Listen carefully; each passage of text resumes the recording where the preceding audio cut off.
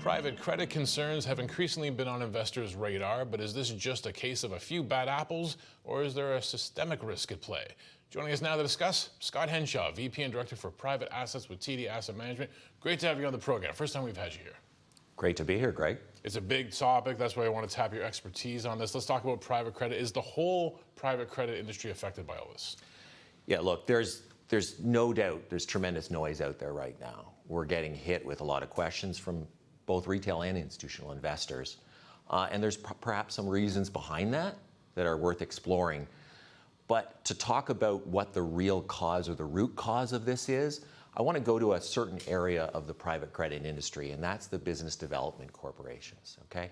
So BDCs, or business development corporations, that's a US structure. It's generally invested in by retail investors, and it has a couple of more legacy type characteristics. That means a bit of leverage that can exacerbate some of the swings we see in the underlying loan portfolio. It also has some of the valuation or governance features, a little on the legacy side where maybe the manager's doing their own valuations. So what the result has been, and a lot of capital was raised into these business development corps in the last few years, particularly the COVID period, there's some healthy skepticism as to whether the NAV, or the net asset value, of the actual BDC is properly reflecting the up-to-date value of that portfolio. What that skepticism has meant is some of those retail investors are really hitting the panic button hard. They want their redemptions, they want their money back. But another feature of these BDCs, or business development corps, is typically a redemption quarterly feature that only allows a cap of 5%. You can see how we're going to get a bit of a panic-inducing, self-reinforcing cycle if investors are looking for a redemption, they want their money, it get capped at 5%, and suddenly you've got a crisis. We can't get our money back. What's going on in the underlying portfolio, etc. But let me put this in a bigger context, because we're trying to look at it as a read-on to the entire industry.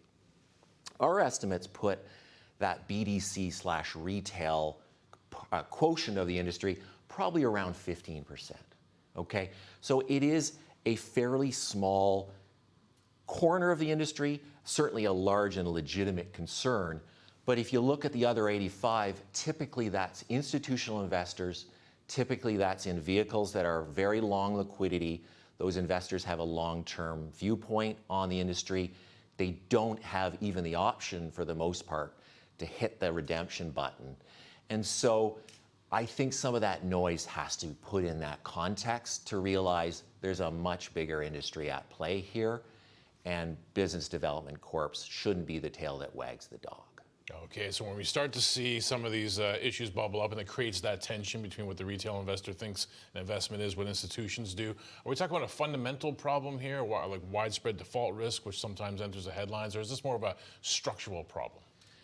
I would characterize it this way, and typically, historically, our biggest bellwether of problems or credit concerns was defaults, okay? And by the way, I want to make clear, retail investors in some ways are in the same camp as institutional investors, in the sense there's been massive growth in private credit. It's a relatively new asset class in the context of alternatives and things like real estate and others that have been around for much longer. But if we go back to what's causing concern, typically we'd go back and look at default levels. Well, default levels, even to date, they've remained quite low. So we're talking, say, 1% to 3%. Which may sound a little bit higher than we like, but these are sub-investment grade loans. They can have 10% coupons. So if you have an entire loss given default, so economic losses that maybe are around 1% on a 10% coupon, that's still a very positive experience. However, let's also be clear, there's a few warning signs here, and one bigger one that I'd like to touch on. So let's touch on, at least, there's an increased use of payment in kind, which is basically coupons that are given with an IOU. Not a great sign. We're seeing an 8% or 9% level. It's worrying. There's a bit more use of what they call these liability management events, or really out-of-court restructurings. We see those as really a roundabout way of restructuring a loan. Again, something we're keeping an eye on because it is not a good sign for the health of the overall industry. But the one area I think we have to concentrate on is in the software. So software previously was a bit of a darling, sector for private credit. It featured low capex, resilient cash flows. Everybody uses it. Who's going to threaten it? Who's going to threaten software? I mean, nothing. And look, AI and the potential disruption factor of AI is real, and we know it's coming with increasing speed. But let me be clear, the greater concern we have around software was in some of those COVID periods when a lot of software loans were underwritten at fairly frothy valuations. That's a bigger concern because you're not seeing the AI impact on software translate yet into cash flow, revenue. Those underlying portfolio companies are still reporting growth. But what you are seeing is a very rational revaluation of some of those frothy software loans down to more reasonable levels, and that cushion has disappeared. That cushion of resilience or such. So what does it mean?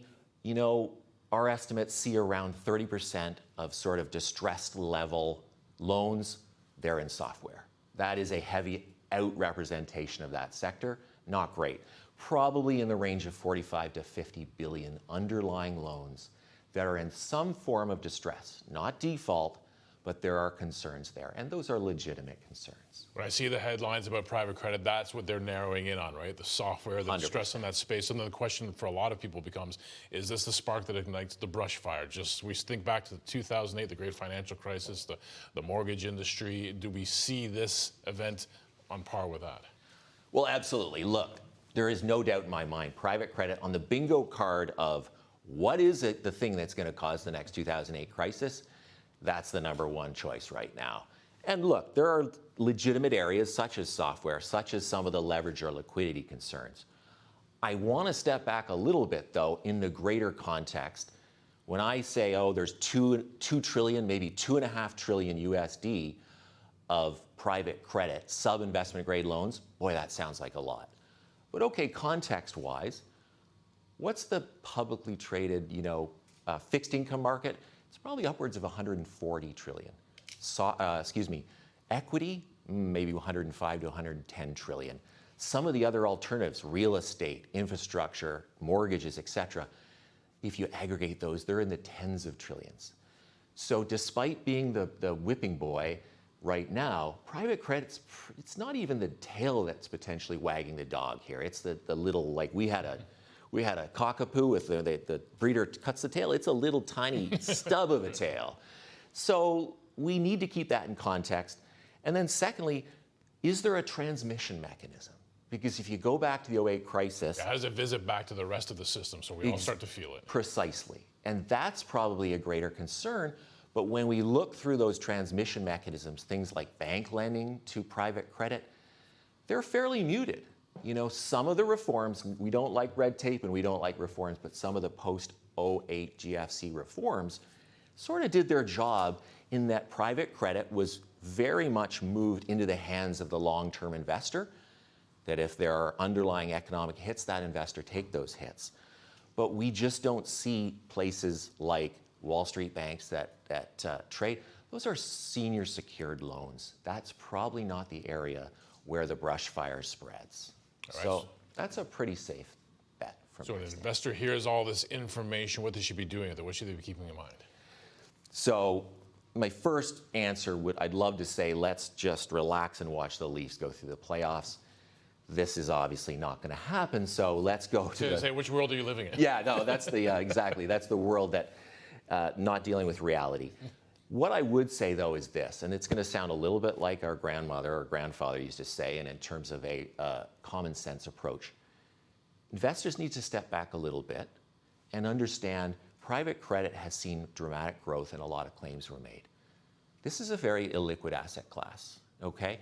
And a liquid asset class requires sort of a thoughtful portfolio construction approach that says, let's not put money in there that you need to liquidate in the next foreseeable future. It's about properly designate a portion of your portfolio that you're not going to look at as a liquidity source, and perhaps do look at as a sort of a multi-year, resilient, diversifying force for your overall portfolio. A bit of a high-income ballast, if you will. And I think in that context, we almost have to force ourselves to move away from the hot money flows or seeing it as like an opportunistic asset class. Let's get in and make those returns, then we'll get out. That's not available to us in private credit. So with a portfolio construction and prudent approach, I think the asset class can offer some of the underlying or fulfill some of the underlying promises, but should never be looked at as hot money, high return kind of fuel, if you will.